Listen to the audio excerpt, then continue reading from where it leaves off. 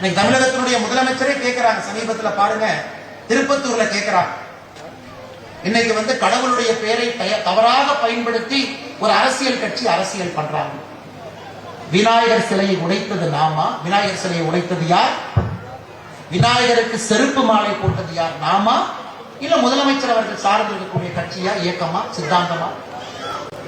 ராமர் பாலத்துக்கு சேதாரம் ஏற்படுத்த கூடாது என்று சொன்ன பொழுது என்ன ராமன் என்ன இன்ஜினியரா அப்படின்னு கேட்டது நாமா? அவருடைய கட்சியா, அவர் சார்ந்திருக்கக்கூடிய சித்தாந்தமா? கந்த சஷ்டி கவசத்தை இழிவுபடுத்திய பொழுது கை கட்டி வேடிக்கை பார்த்தது நாமா? முதலமைச்சருடைய கட்சியா, அவர் சார்ந்த சித்தாந்தமா?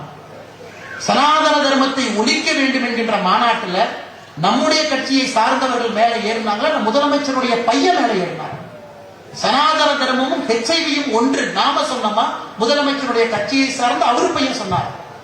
எப்படி டெங்கு கொசுவை ஒழிப்போமோ அதே போல சனாதன தர்மத்தை ஒழிக்க வேண்டும் என்று சொன்னது நாமா? இல்ல முதலமைச்சரும் அவருடைய கட்சியை சார்ந்த அவருடைய பையனும்? அன்பு சொந்தங்களை இது எல்லாம் நம்ம யோசிக்கணும். இதெல்லாம் ரொம்ப ரொம்ப முக்கியம். அரசியல் பேசக்கூடாது என்று இருந்தாலும் கூட சில இடத்துல உண்மையை பேச வேண்டிய கட்டாயம் நமக்கு இருக்கு. ஆனால் நம்முடைய அன்பு சொந்தங்கள் இந்த சனாதன தர்மம் உலக அளவில் எப்படி இருக்கும் தெரியும். உலக அளவில் நம்ம 120 கோடி தான் 4வது இடத்துல தான் இருக்கிறோம். 4வது இடத்துல தான்.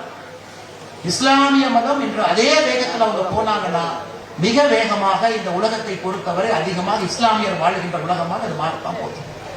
அப்ப நீங்க இன்னும் ஜாக்கிரதையாக எச்சரிக்கையாக இருக்கணும். இன்னைக்கே பாருங்க, ஈரான்ல நியூக்ளியர் ரியாக்டர் யாரு கொண்டு போறா? அமெரிக்காக்காரன் கொண்டு போறோம், இஸ்ரேல் கொண்டு போறோம். அது யூதர்கள், கிறிஸ்தவர்கள், இஸ்லாமியர்கள் இருக்கக்கூடிய சண்டையாக அது மாறிக்கொண்டிருக்கிறது. அது மனிதர்களுக்கும் நாட்டுக்கும் இருக்கக்கூடிய சண்டையாக இல்லை.